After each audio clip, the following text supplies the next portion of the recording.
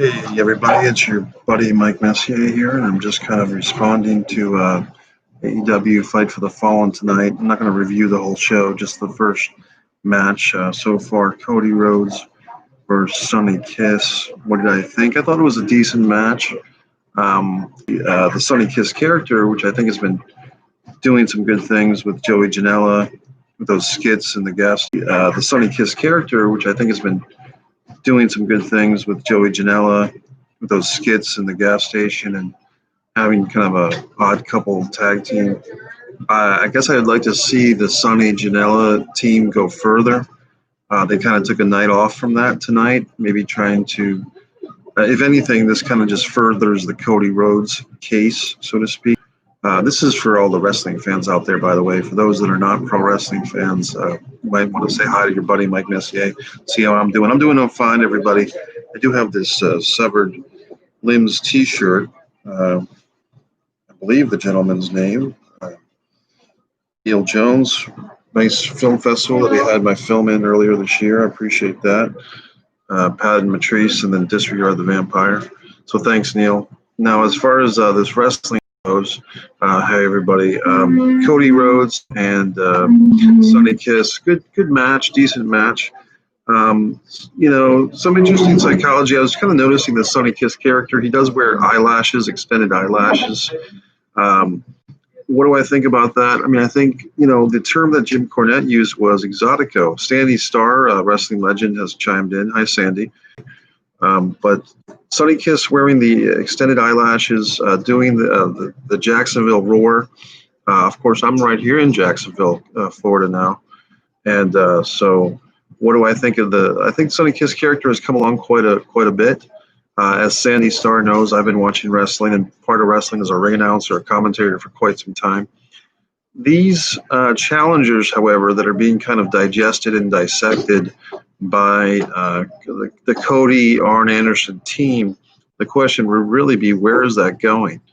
Is there a challenger on the horizon? I mean, they've already kind of gone through Lance Archer, and so who's left for Cody Rhodes to wrestle? Who are they trying to build up? Where is this going? If anything, Cody has kind of picked up the slack. John Moxley has not been very good. Thanks, Sandy. Sandy Starr, I appreciate it. And Sandy, feel free to Facebook message me and we can talk through Facebook now. All these modern technologies, Sandy, as you know, when we were growing up there, we didn't have any of this stuff. We didn't have cell phones. We didn't have smartphones. We actually had to see people in person. The Mike Messier YouTube channel, for those that are interested, has been growing by leaps and bounds. Sandy, maybe you can write in if my audio is okay here, because I'm trying to talk right into the microphone.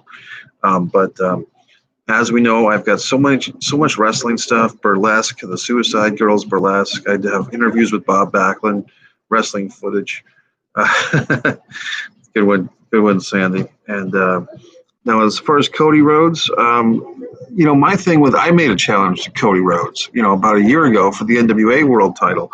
Now, that was a little bit in jest, a little bit not.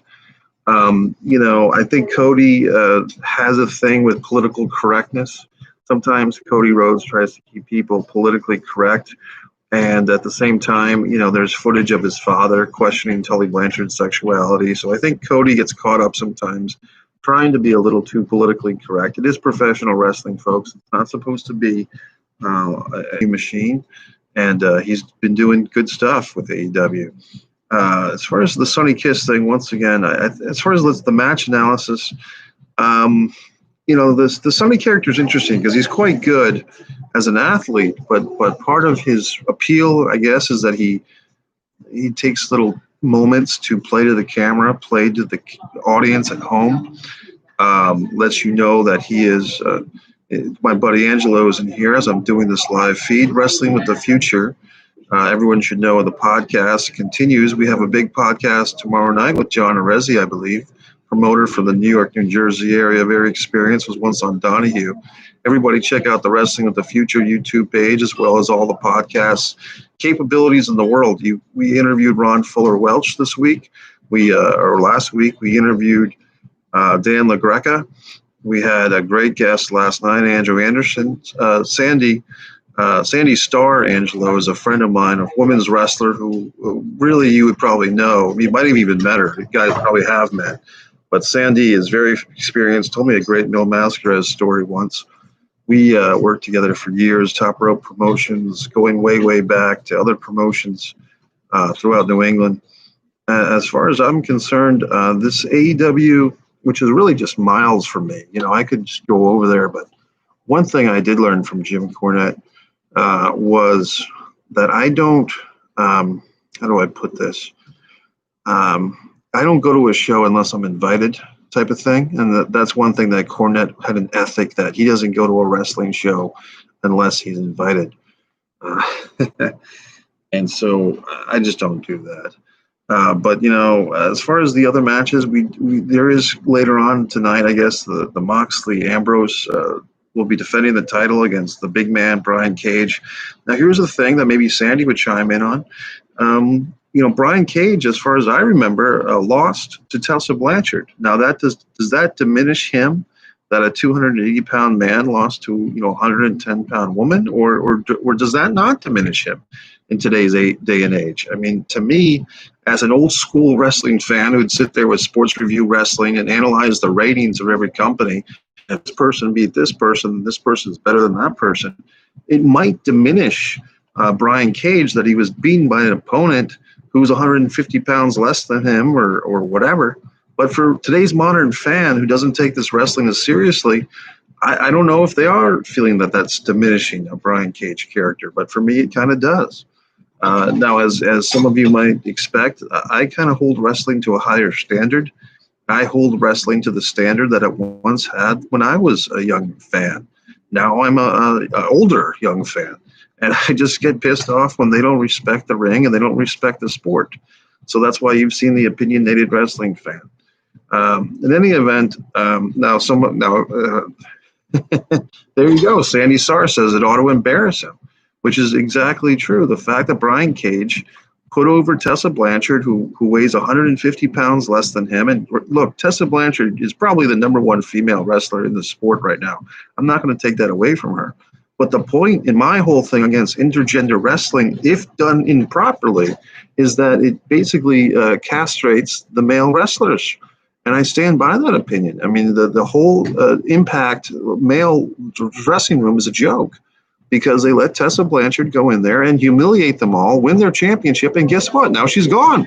She's gone. She pulled a power play. She didn't want to be there from where and when.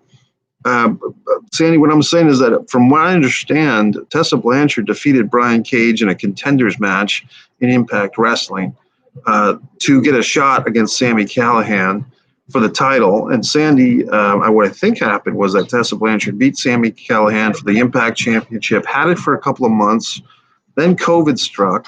I don't think Tessa even defended the title once before COVID struck, and she's left the company. She's left Impact Wrestling. She refused to wrestle for them or travel because of COVID, which is understandable, but she failed to even turn in promos via videotape. So Tessa Blanchard, highly talented in ring, but she's had some controversial stuff. And here's Angelo chiming in with female wrestling is dead, been dead for years. Well, very opinionated by Angelo. I think Sandy Starr wrestled in IWA with Mil Mascaras. She wrestled internationally. Sandra Johnson is the name there, Angelo. If Sandra, you want to chime in and say some things about your own behalf, I can definitely show Angelo links. But Sandy has been around, and she knows her stuff. And I'm talking about a passionate woman for professional wrestling. That's Sandy Starr. Sandy would go to a lot of the New England wrestling conventions same time I did. We traveled once to a show together where I wrestled alongside her son. I managed her son on that show, actually. And it was Smudge Baby and Smudge Sister in a battle royal with King Kong Bundy. A very interesting night. One of the few times I got paid in professional wrestling because of Sandy. She wouldn't let the promoter screw over me and her son. But it was a fun night. Even if we did get screwed over, it would have been fun anyway. Well, folks, we're coming up on the 10-minute mark. I just wanted to test this process here of the live stream. As you know, I am doing some revitalizations of the Mike Messier Mike Messier YouTube channel. Sandy's chiming in. She's in her 49th year of pro wrestling, mostly the East Coast. This is a connection that we can continue. And I have revamped the whole YouTube page. It's very exciting, I think. I've been sharing this Randy Couture interview, the UFC legend that I did at Mohegan Sun interview with Randy Couture. I've been sharing the Suicide Girls Burlesque, all types of wonderful things, Messier Mantra, the Impeccable. But here I am. I'm sitting and watching this match, this Cody Rhodes Sonny Kiss match. I was looking forward to it. I do feel that the match was good. I feel that I was concerned a little bit, to be honest, if Sonny got stiffed on that kind of reverse, Viper squash move, the backbreaker with the head drop. Sonny Kiss is a talented individual. I do feel that AEW has a lot of great tools in their toolbox as far as different types of characters. It is parody wrestling, to be honest with you. It is one step above bar wrestling. But it's if you can give them a little bit of rope and forgive them for being millennials, you can appreciate it as I try to. You know what I mean? So I try to appreciate what AEW is having a good time at my expense here. We did have a great Angelo Anderson interview last night. Sandy and anyone else who watches this, I would say if you do check out the Wrestling of the Future podcast, we had Angelo Anderson, a true pro, come in there. Ron Fuller had an awesome show. I'm still thinking about that one. And Dave LaGreca, just so many great interviews. The Jimmy Woogie Man Valiant. Angelo has got my new script, or my old new script, Wrestling with Sanity, another rewritten script. There's plenty of room for all these things. As far as other AEW thoughts, real quick, I do like the revival in AEW. I do like the fact that the revival, which is really a great tag team, all bullshit aside, they're great. I do like that they're kind of holding off on that Young Bucks match. Maybe they're waiting for a crowd. Yes, I am wearing my neck gaiters and my mask, everybody. Don't worry. I've got this nice American flag one. And yes, I am in Florida now. For all the people that are wondering, I am in the state of Florida. I'm COVID-free. I just got checked out today, as a matter of fact. So everything is good. We continue. I think I'll call this a wrap. Feel free, everyone, to subscribe if you haven't. I think the two of you probably have, and I appreciate that. But I've really been studying this whole YouTube thing, and it's just one of those things that it's been right in front of me. I just didn't realize it. I've got literally, I don't have 800 videos. I have 560 videos, but that's a good start. And I'm going to make some movement to get my old 2000 era stuff up on YouTube. All right, everybody, thanks a lot, and feel free to keep watching wrestling, MikeMessier.com.